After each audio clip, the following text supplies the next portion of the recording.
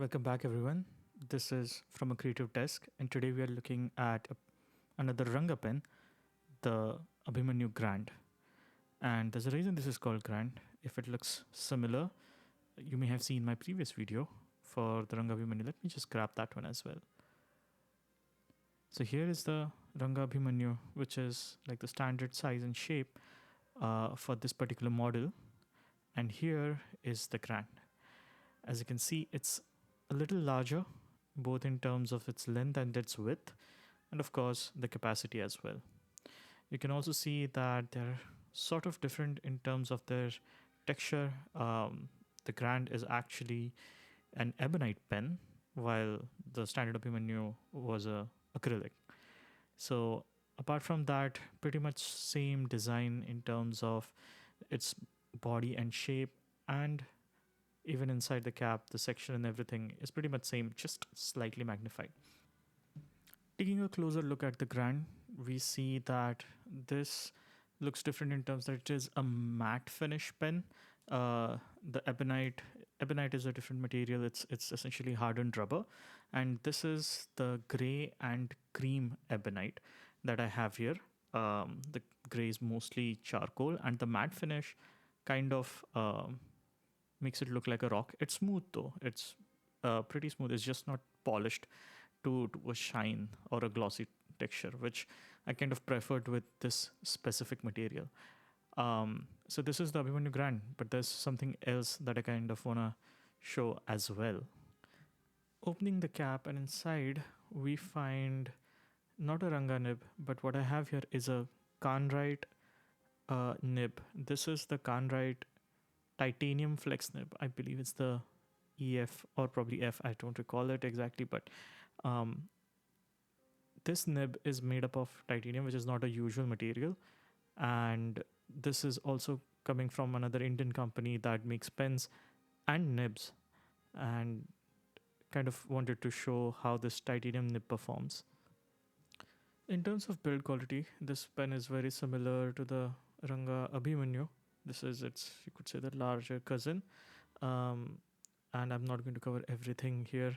I'll put the link maybe in this corner for those who are interested. But yeah, this is a handmade pen in ebonite, and just like every other Ranga, this has something similar, some similar features. Let's take a look at the turns required to open this. So, okay, this is a pattern that we can observe, and one, and almost done, and then we are out. Inside, this one is fitted with a Kanwrite Flex nib.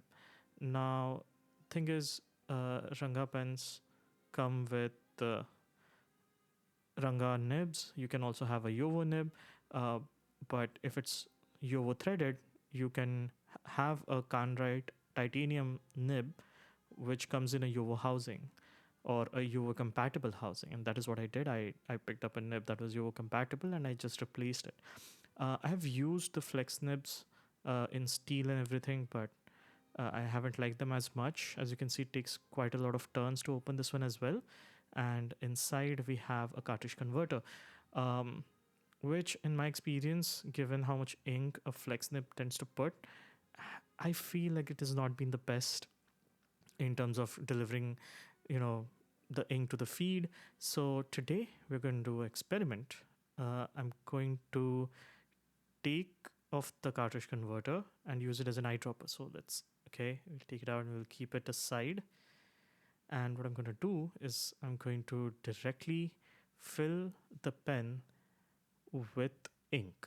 And I'm hoping that that would just, give us a steady supply. And, the nib will be constantly getting a good supply of ink, and that would help with the titanium flex nib.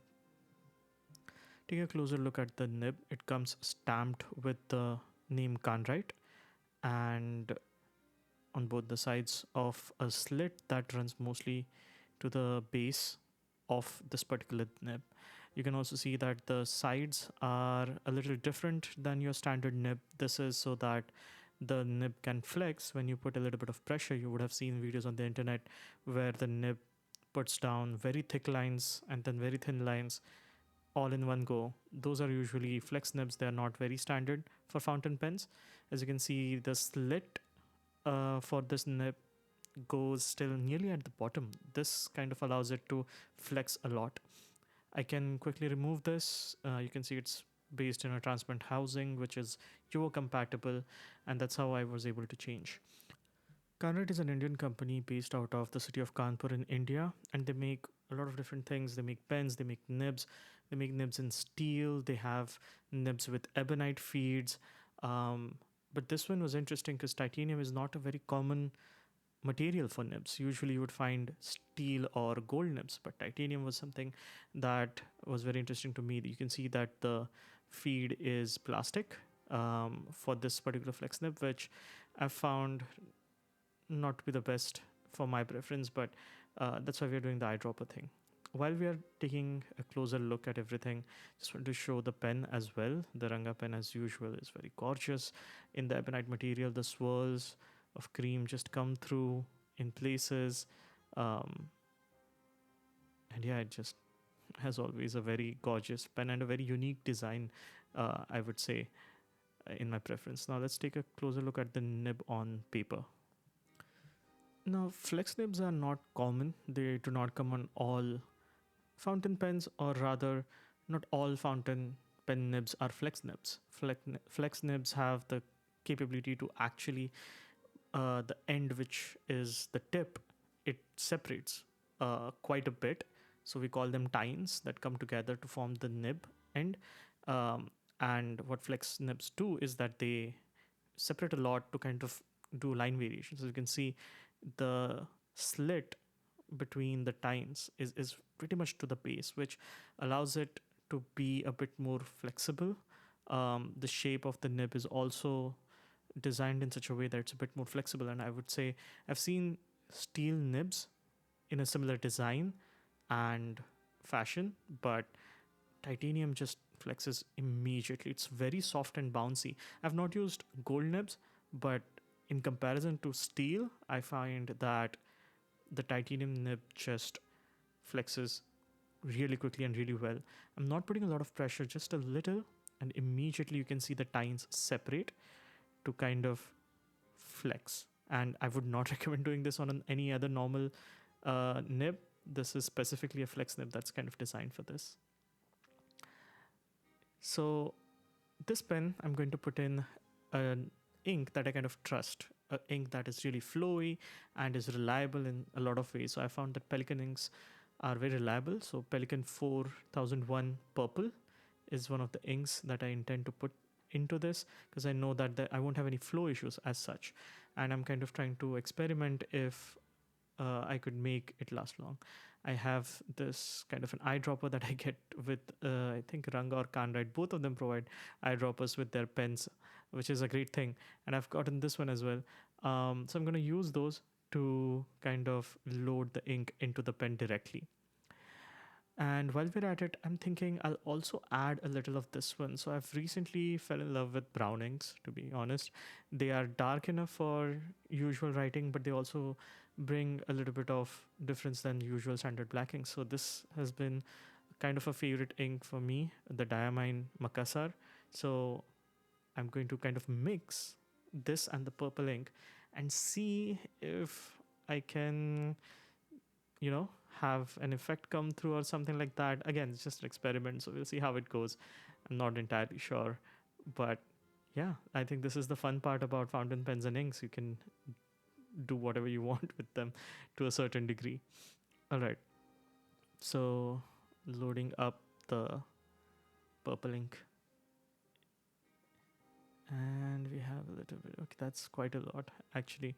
Let me open up the pen and unscrew, and as usual, Ranga has a lot of turns because they are kind of designed to be eyedroppered, so it takes quite a lot. Oh, okay, thankfully no great accidents. I'll just keep that aside.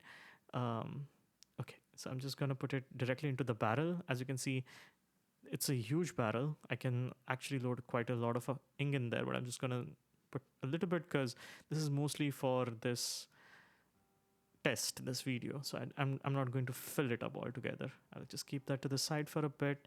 And I'm thinking to kind of speed up the process, what I'll do is I'll put some of the brown ink directly into the section so that it goes into the nib quicker and we can just get started quicker. So let me just load up a little, and it just pulls in so much. Yeah, I don't think I'm gonna need this much, so I'm just gonna put some back in. Okay, I think that should be fine. So let's take the section. I'm gonna put it in here, just like that. Okay. Oh, I think I overdid it a little. Seems to be fine. Okay, I think we're good. We have put it in there. I'm just gonna put the ink to the sides. Let me bring this back, and I'm going to just. Okay, yeah.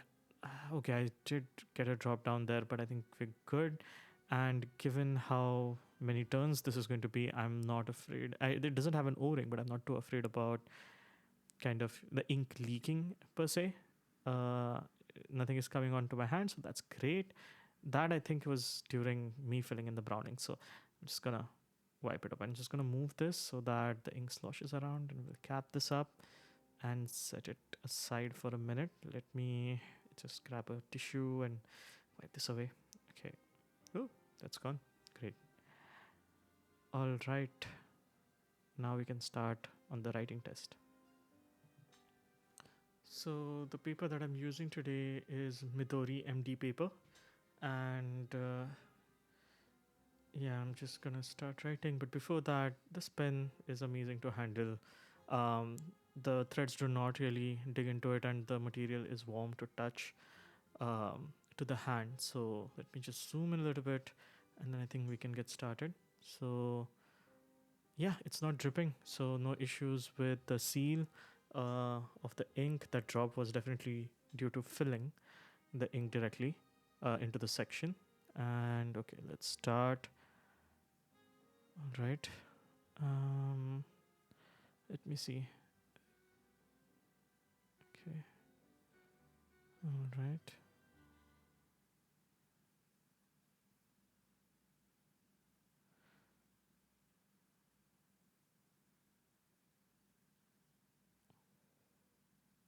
And without flexing, I can get a fairly decent line.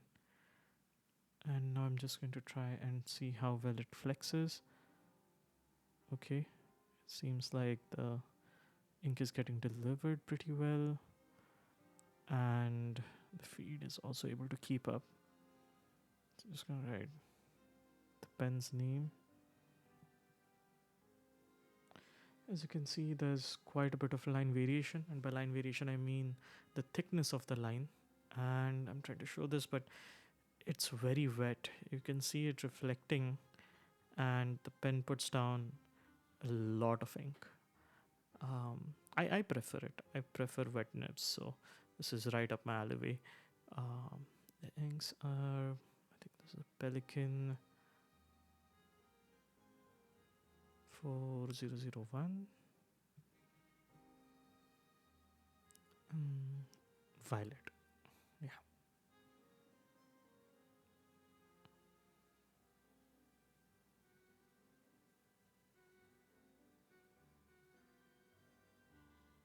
And the diamine browning is Makassar.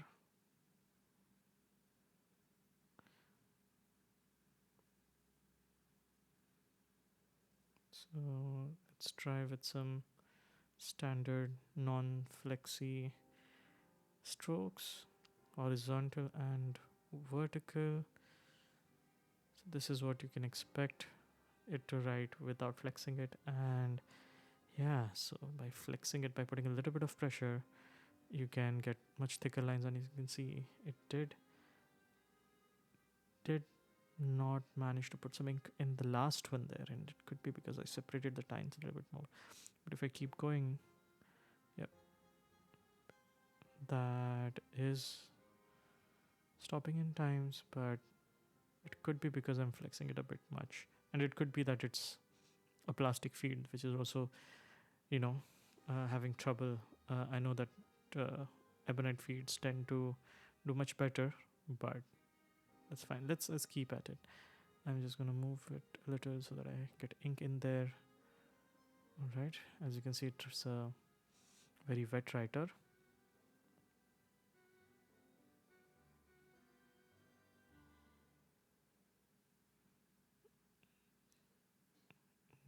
Okay, decent amount of flex here. As you can see, the thickness is going, it just keeps going. Okay, finally tended. So yeah, it went quite a ways before it ran out of ink. And if I write it slower, I see it managed to flex well and put down ink without any issues. It's not having any ink troubles if I use it. And I'm just trying to demonstrate here that I'm not putting a lot of pressure to flex it. It's not like a steel nib where I have to put a lot of pressure. It's just very light pressure and it flexes. I don't have to like put pressure where I'll be worried about um, bending the nib irreversibly. You know, it's going fine. And as you can see, the usual sentence just write smoothly, no issues there. Yeah, I don't think the purple is coming as much. I think it's the the feed is more saturated with the brown, but that's fine.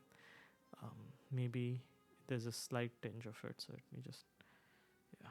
I'm trying to slosh the ink and mix it into the brown so that maybe I'll get a bit more purple. Sorry, violet in this one. But let's see. Going slowly and putting down more ink. Yep, that's a good amount of ink on paper.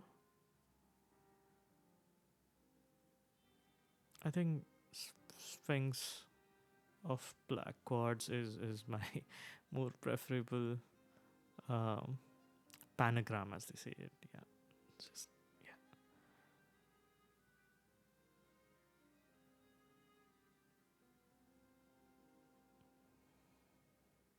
yeah. The nib is holding on. The ink flow is holding on. I don't see any mishaps happening. It's not. If I'm slow and deliberate, I don't see it running out of ink. It manages to flex pretty well and put down quite a decent amount of line variation. Um, I think it's most likely me separating the tines too much that's causing this. All right.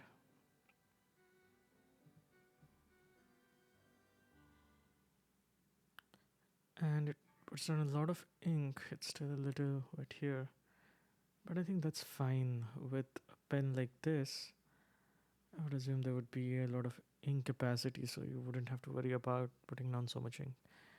And with some slow, proper flex, it works. But okay, so it does run out at times. Hmm. Is the ink not flowing, or let me try to do this? Okay, now it's back on, and we keep going. Okay, no issues here. Line variations coming through. Oh, okay, yeah. And now we see some issues pop up. Okay, so I think it is because of the spread of the tines. The ink does not retain the surface tension required to flow between that gap, or maybe it's a plastic feed or whatever. But yeah, it is not able to put down as much ink when the tines are too far across. But there, if normal or a little bit in the center, it works fine, and there are no issues, and so on. Also, I must say this is a special nib. Please do not take this as a recommendation to try and flex um, your any random fountain pen. Yeah, fast writing is also pretty smooth. So, and that's how this titanium flex nib writes. Taking a look at the pen again, I must say that while ebonite is a rubber material. It doesn't feel rubbery. It feels warm to touch and is really great. And I must say that for a handmade pen, the tolerances to maintain in terms of the design, the flow, that's really amazing. And as usual, a Ranga pen, and I'm a fan. The cream spirals that come out are a bit fewer. I've seen other pens which have a bit more of the cream, which is fine. You get what you get, but it's still a very gorgeous pen, and I must say, uh, a great pen to hold as well. And if you think about it, for a handmade pen to have these kind of designs and consistency, that's really some really good work of art. It's great to hold. The ebonite doesn't feel sharp in any way. So yeah, it's great to hold. It's the length is perfect, at least for my hand, which are not large, and they're fine. You can post it. It becomes very long when you post it, but it's not necessary. It's not that heavy. It looks like a rock. It's like, it looks like a pen that's made of rock, but it's not that heavy actually, and it's not that heavy even posted. But it can be too long and may not be for longer writing sessions. So I would recommend I just put it on the side and use it as is. Also, looking at the Kanwrite nib, I have used their steel nibs in the past. I have multiple grinds. Like, I have got the double broads and architect nibs, and they're all great. I must say they're not bad. It's just that they're not my preference. I don't like the kind of feedback that's in there, so I don't tend to use them so much. Ranga nibs also are pretty similar, so I'm more of a Yovo person. I think I just love how smooth Yovo is, and this is just exactly as smooth. It flexes amazingly. It is very smooth, and it is very responsive to the slightest pressure. You don't have to put a lot of pressure to make it work. And I must say, the titanium is doing wonders. I won't compare it, but there is um, a similarly soft nib. I think that's Diplomat Magnum, which has a Yovo number 5 nib, which is very soft. Um, but even that is not as soft. Given this is a slightly larger nib and a whole different material, this feels very soft. I haven't really used gold pens, so I can't say, how the gold pens are going to be, or, I've heard of Magna Carta and all that, but I don't have those. What I have is this, and I think this is still a really wonderful nib to write with. It gives great line variations and just writes consistently. I've not had it skip um, in general, and it looks like with eyedropper it just becomes that much more better. Taking a quick look at the writing samples again now that it's dried up, and just taking a look at the line variation, how it looks. Um, as you can see, there's quite a lot. I think it goes from like a fine to a double broad in terms of the flex, right? And wherever there have been skips, or where the nib has not performed, I think it is because of the separation of the tines. That's the culprit, I think, here, and that is natural because at one point the tines are so far apart that the feed and the ink is not able to maintain the surface tension to kind of flow between them and manage it. So I think that's user error at this point, because otherwise it seems to consistently put down a good amount of ink and just write, which is great. So yeah, let me know how this looks to you as well. And that is it for today's review slash experiment slash walkthrough of the Abhimanyu Grand, a gorgeous great Ranga pen, fairly large, and also of the Kanwrite Titanium Flex nib, which I must say I really love to write with. So let me know your thoughts about the pen, about the nib, what you liked, what you disliked, and what would you like to see more. Um, and feel free to get down there in the comments and ask questions about this as well. This is from a creative desk signing off. Have a wonderful day.